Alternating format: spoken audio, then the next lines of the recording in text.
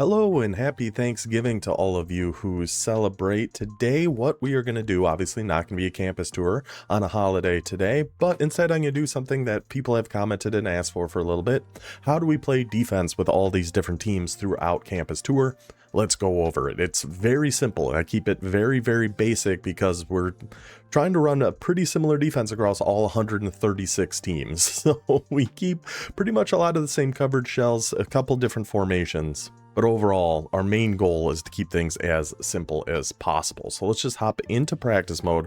We're going to go over like the coaching adjustments, depth chart adjustments, different coverage shells, stunts, all that different type of stuff that I personally like to do. We will stick with Florida Atlantic just because. I am going to change their defensive playbook though, because I think 4-2-5 is not only one of my favorite defensive playbooks, it's one of the most common, and there's actually something kind of tricky we have to do with this that we don't have to do with the other, like just nickel over, nickel 3-3, nickel 2-4, that kind of stuff. So we'll go with the 4-2-5 playbook. We'll just go against Middle Tennessee State. It doesn't really matter. Let's just get into it. The first thing first, coach adjustments. This is gonna be a do as I say, not as I do, because I always forget to do these. The main things we're gonna change are gonna be our option read key. I like to put that on conservative. Pitch key, you could do conservative or aggressive. I like to at least start with aggressive, then if they start figuring out, a lot of the defense is going to be adjusting to what your opponent is doing. So this is how I'll start. If they kind of notice that and they're running a lot of options and notice we're focusing on the pitch, then we can start mixing that around. RPO read key, I like to do conservative on this. I'm not convinced this pass key actually does anything. I think this just might be a placebo to try to make you feel better. I'm not sure about it, but we should set that to conservative.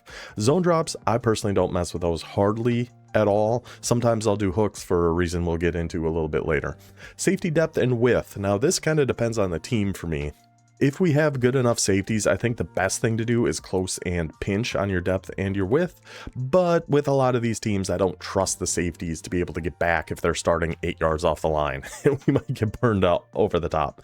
So mainly I'm going to leave these on default. Midpoint, I never touch that.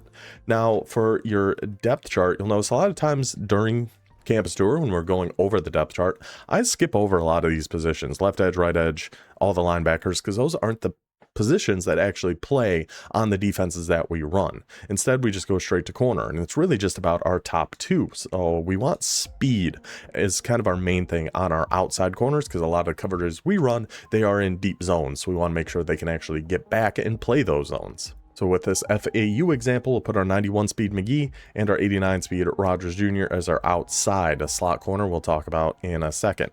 Safeties, you can kind of do whatever you want with a team like this. You know, we have an 88 speed and an 89 speed. If we have like a box specialist, somebody with a blow up ability or something like that, I like taking them out of free safety and putting them at sub linebacker. For this team, we'll just keep Keys Jr. and Williams as our starting strong safeties. Now in 4-2-5, in the base package of 4-2-5, it actually uses your top two strong safeties. We are going to change that for a very specific reason we will get to also here in just a second.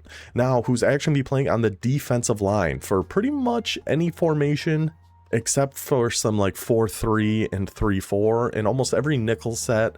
Mint is kind of weird. It uses a mix of a lot of different things. It's actually going to be your rush left end, rush right end, and rush D tackle. So these are the positions we actually look and change. If we have any quick jumps, that's what we want to put on our rush edges. We don't with Florida Atlantic, so we'll just keep who it is. Rush D tackle. If we have any grip breakers, pocket disruptors, or duress, those are the abilities I love to have on our D tackle. Try to get either that interior pressure with the pocket disruptor, duress. Grip breakers are going to help a lot with the runs. We also have none of those on Florida Atlantic. Now the last thing we're going to change here, well, not the last, the second to last thing is our sub linebacker. So this is who's actually be playing linebacker for you. It's not about who the Mike, the Will, or the Sam is. It's sub linebacker. Here we want some good speed for the most part. Size does matter a bit too. We have Keys Jr. and Williams are our starting safeties. If we put these guys in, then your free safety 2 just moves up to the top, but we are not going to do that. We'll go ahead and throw, see, Sweeney, I like the 89 speed, but he's a little small. I would like to have, I mean, ideally in a perfect world, we have linebackers, then I can actually step up and play this spot.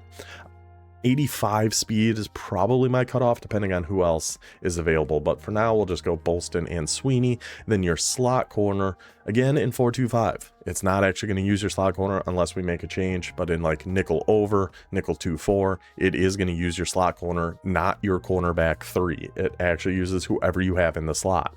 This position, I'd like more height, speed, I don't care as much about. A lot of times these guys are going to be in flat zone, so we'll put 6'2" Cameron Goggins in here. So that is how we would set up this defense. Now, nickel 4-2-5.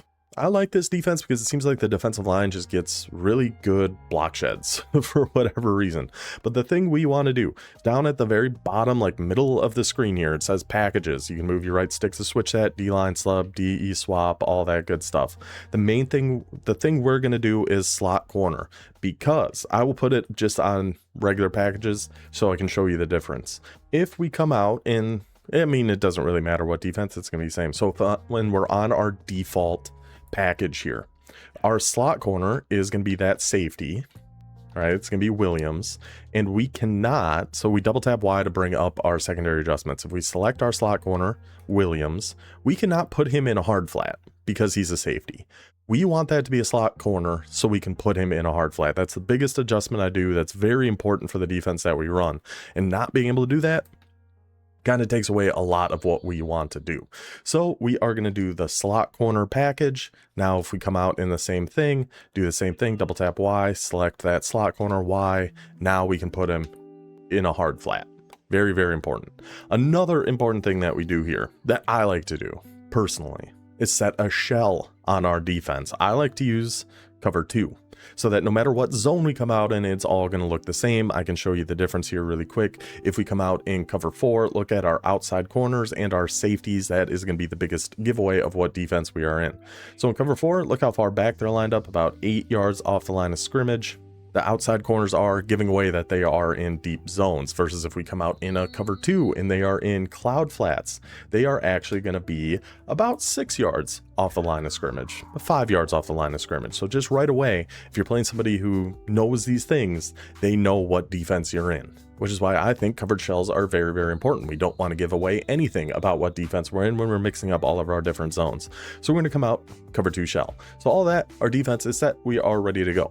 And from here, it kind of depends on what formation they come out in. A lot of people, it seems like, we're seeing it more and more, are coming out in a trips formation. 3 receivers on one side, 1 on the other. Halfback can be on the left or the right. It doesn't really matter. A lot of times, I'm going to call cover 6 against this because we are watching out for RPOs. People love their frickin' RPOs, and I think cover 6 does a very good job against that because we can have a hard flat coming from the slot corner, which I think is really, really good RPO defense. So we'll put them in a trips formation, Y off trips, which should have a tight end RPO in here somewhere. RPO, read Y flat. Perfect. So what we do from here, and just as a base, I never run match coverage, not because I don't think match is good. I just don't really trust a lot of these teams to be able to run match. So we shade down, we shade up.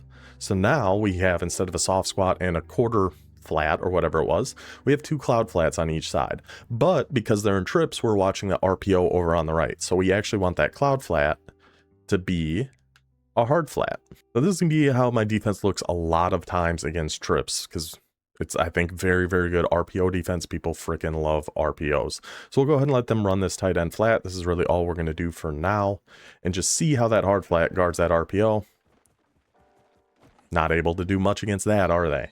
See how our slot corner just went? Because for whatever reason, the slot receiver never blocks the slot corner. He's going for that safety. He just runs right on by. I'm just going after that safety. So having that hard flat from the slot does a very, very good job against pretty much any RPO out of a trips formation. So cover 6 is a great way to defend that. The other one I will call sometimes is going to be cover 3 buzz match, which we'll have somewhere down here. There it is, buzz match. It's gonna be a very similar concept. We'll just keep them in the same thing. We'll see it's gonna play pretty much the same way. The only difference with this, again, we're gonna shade down, turns them into hard flats, hit Y and then down on the left stick. Shade back up, turns them into cloud flats. I like having the cloud flat over on this side. It's gonna help against some like comebacks and shorter routes that outside receiver is on. Within our hook curl up here, a lot of times I will user this depending on what formation they're in, because this seam right here is kind of our big weak spot on the defense. That's another big important thing, is knowing where your weak spots are on the defense. That's why I don't call that many different coverages. I just call ones I kind of know where we're going to have to watch. But again, we're going to hard flat that slot corner over there, user over here. Doesn't really make a huge difference on which one we're going to use her. You could take yourself over here to make sure that you're the read key and the hard flat's really going to guard that RPO. And again, the slot receiver just goes right for the safety. The hard flat from the slot is going to be your best RPO defense. A lot of times that's what we'll do against a trips formation. Buzz match or cover 6, have a hard flat coming from your slot corner is going to help a ton with RPOs. I almost always just call zone. I very rarely blitz. Like I said, I keep things very, very simple. I do need to start mixing in a little bit more man coverage, but that's neither here nor there. But if they come out in something like a 2x2, I do like a good just standard cover 2. The only real difference with this, let's just put them in a 2x2. It doesn't really matter a whole heck of a lot which one it is. Let's just have them do random spread Y flex. The only thing we have to be careful here is that when we do that shade down or shade up, it changes the depths of your hooks, including your mid read. So in something like cover 2, I typically won't like to actually shade a coverage, because if we shade down, now all these hooks in the middle are just going to be playing at 5, which in certain situations can be really good, but can also leave you very, very vulnerable over the deep middle of the field. So our user would kind of be the one responsible for the more deep middle, but you can see how all of our hooks sat down on 5 because we were shaded underneath. Now, if we shade over the top, they're all going to back up to like 12 to 15 yards, I'm pretty sure it is. So you just have to be careful with your shading. Oh, of course, they run the ball, so we can't even see, and we can't even make a tackle. So you have to be careful with your shading, and keeping in mind that it's not just adjusting like your flats like it used to. I think this was an update like a month or so ago, that it's also adjusting all the hooks on your field. Whether you're cover 2, cover 3, cover whatever, if you have hooks and you shade over the top, they're all going to back up to 12 to 15 yards. Please pass the ball. Yeah, you can see there. All our hooks just started running straight backwards because we shaded over the top. So a lot of times in cover 2, I won't shade a ton because that mid read does a decent enough job taking away the middle of the field. If we shade down, he sits down at 5. They called a screen again? Really, guys? Jesus. So you just got to kind of be careful with how you shade your coverages. But really the big thing is knowing kind of what your user is responsible for. Now, I would talk about switch sticking, but I'm still not very good at it and don't think I have enough prowess in it to really talk too much. A big thing I like to do with it though is, say this 82 is coming like on a crosser or something, and I'm just not fast enough to be able to keep up with it, then we'll try to switch over to the mid read or the other hook and get over there to watch something like that. Other than that, I don't really switch nearly as much as I should. So that's pretty much it really for coverages. I mean, doing cover 6, cover 3 buzz match, cover 2, that's most of the zone coverages that I call. The next thing that I think is pretty important and I don't do enough of is stunts on your defensive line. So for stunting, you can either do it from the play call screen. You can hold Y, whatever play you want to call, hold that button down, X, A, or Y. Then you can set your stunts from here. Now the best pass rushing stunt is going to be this one all the way at the very bottom, the Texas 4-man. Very, very good for rushing the passer, not very good for containing the quarterback. So we'll just go ahead and call it, and we can see how it reacts here. But our defensive ends essentially are looping and coming back towards the middle, towards the center on both sides, as our defensive tackles are kind of going outside. That's why it's not good for scrambling quarterbacks, because it's going to be very easy for them to actually get outside on a stunt like this, because we can't even contain. You hit R1, then L1 to do contains. Nothing actually happens because they're all in a stunt. There's nothing we can do. We'll go ahead and let this one play out. We'll see how the stunt does, and we should be able to see. Yeah, you can see how you can see how that stunt does. But if he actually takes off to the left or the right there, he's got nothing but room in the world. So if we are going in somebody who does like to roll out and run with their quarterback, there's a bunch of different other stunts that we can do, kind of depending if they have a certain way they want to scramble or not.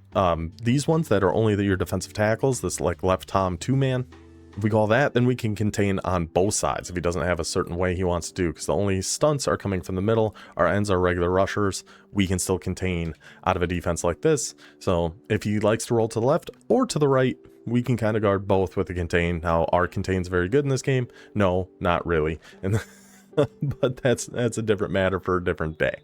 So the 2-man stunt, it doesn't come in nearly as often, but against a mobile quarterback, we do like to do that. But if he does like to run one way or the other, we do have 3-man stunts that we can do here too. Things like this right pirate 2-man, we can contain our left end on that one. And then we should have a left pirate 3-man so we can still contain our right end. So this is going to be a stunt between our 3 defensive linemen down on the left. Whoops, didn't mean to do that. Didn't mean to show blitz. But then if we do our contain, our right end is still going to be on a contain to watch a rollout going to the right. So we can still get some stunts, still try to get pressure that way. That's my favorite way to try to get pressure instead of sending blitzes, is to just do a big old stunt in there and see how that works. I think stunting, really, really good. Just something I need to do a little bit more of personally. Because you can keep, you know, your 7 in coverage and trust your 4 guys up front to hopefully get in there and get a little bit of pressure. So other than that, I don't know if there's really a whole heck of a lot else we need to go over here. Yeah, I really don't mess with too many of these other formations. I just try to stick in something that I know is in pretty much every playbook. So that's either a nickel over or some variation of it. It might be called something different, nickel 2-4, nickel whatever. And some of these though, you cannot do some of the stunts. So just be careful when you're picking the stunts you want to do. I will say there is one more really good defense that I just haven't really messed with enough to know how good it is, and that's a matching Tampa 2. I like the looks of it, but I just am not enough of an expert on it, and you have to be pretty quick with your adjustments on this one to be able to get this off. So what we're going to do, we're going to start with cloud flats and hook zones, a standard Tampa 2. We're going to change the cloud flats into soft squats. Double tap Y, bring up your secondary adjustments, select your outside corners, X or B, and then right on the left stick, soft squat, and then our 2 slot corners are actually going to be in vert hooks. So now we've got a full matching cover 2. I really think this is a good defense. It's just just figuring out what we have to actually watch. But for the most part, I mean, yeah, so that was the halfback there. But other than that, that mesh was covered pretty dang well in a defense like this. But like, you know, it just takes some practice to be able to get those adjustments off quick enough. But against something like a 2x2, I really think there's good potential in a defense like that. I need to just mess around more in general with match coverage and some man coverage, but that's a defense we can only run out of something like dime normal, where you have 2 slot corners and 2 outside corners, because you can't put vert hooks on sub linebackers. And yeah, I think that's really all I have to go over. Like I said, I keep things very simple. I don't do a whole lot of different stuff. It's very bend but don't break. Trust your opponent. He's going to make a mistake at some point type of defense, and it seems to work out pretty well for us. So hopefully that helped you guys a little bit. I don't really know. Hopefully, let me know. I hope you guys enjoyed this one. I hope you have a great Thanksgiving. I will see you guys next time. Until then, take it easy.